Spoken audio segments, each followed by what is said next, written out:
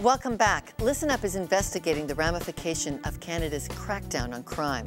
Now we dig into our story vault to shine a light on how people of faith are working behind the walls of Canada's prisons.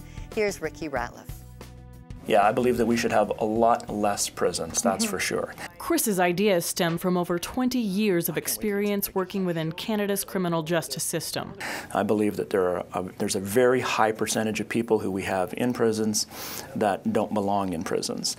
And that if we were beginning to do things in a more restorative way right from the very beginning, then we would have fewer and fewer people who actually require being isolated for periods of time in order to be able to really help them.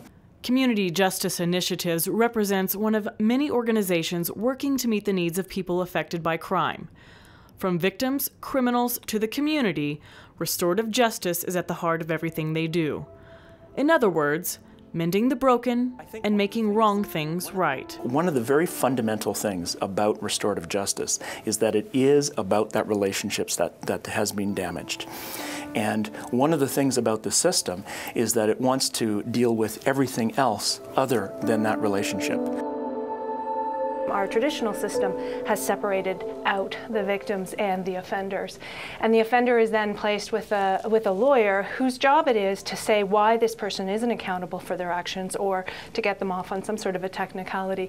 So often you've got an offender who really hasn't taken responsibility for what they've done. They've really not understood the true harm that they have caused to the person that they've victimized. This room is where victims and offenders meet face to face. So sitting across the table from the person who caused the harm, having an opportunity to say how that harm has impacted their life, really gets them to also see who the other person is and to maybe bring some closure to that event in their life. A lofty notion? Perhaps. But the stats show an overwhelming amount of success. 10 years after their prison release, 91% of the participants in CJI's Stride Circles program had not reoffended. So what the system needs to come alongside are restorative justice programs that begin to address those pieces of the relationship and help the system to really achieve what it's supposed to. In the past decade, the number of women going to prison in Canada has jumped by half. Cost a lot to house that many women. Estimated price tag, $174,000 each year for each woman. Behind the razor-wired fences of this federal prison are scores of those women serving time. 1/5 of the inmates here are serving a life sentence. They're someone's daughter.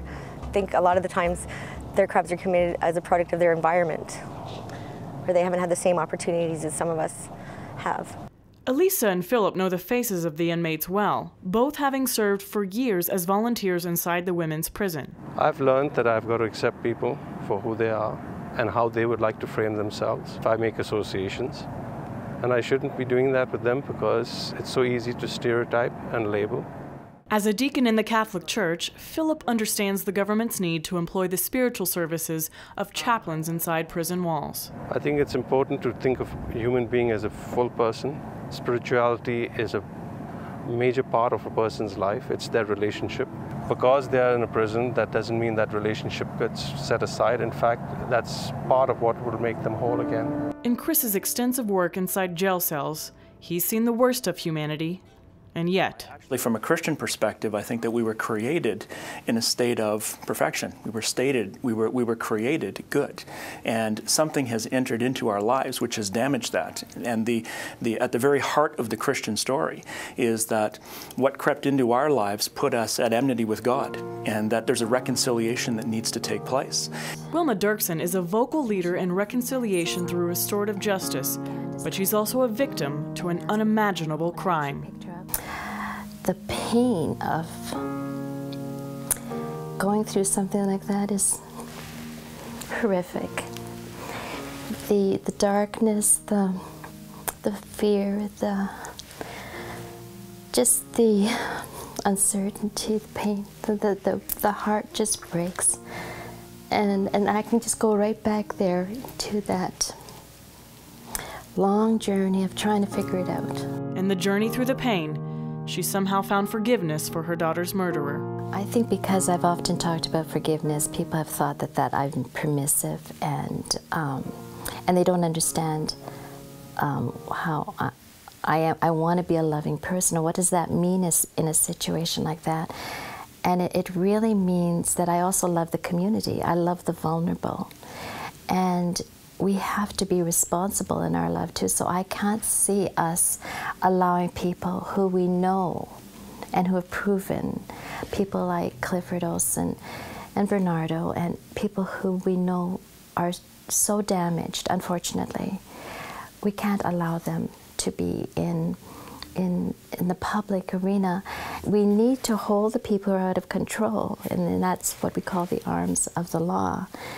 But how can we do that in a way that still values everyone?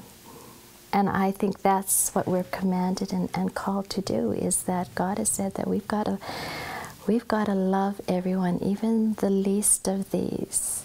On display at CJI's walls is a curious capture of the face of evil. A reminder for those that work and travel these halls that behind every prison convict lies a human being with a story. But for the people who are in prison, for the people who have been damaged by our system, it is their crime and their frailty which is put on display for everyone to see, and that's what we see, so we put them behind bars, and it's easy to resist, it's easy to be yourself and think that they're very different, but they're not. For Listen Up TV, I'm Ricky Ratliff. When we come back, her only child is in prison for first-degree murder and won't get out until he dies. We'll hear how she copes next. This was something unlike anything we ever could have anticipated. If you would have given me 100 possible things that would have happened to us in this lifetime, this option would not have even been on the list.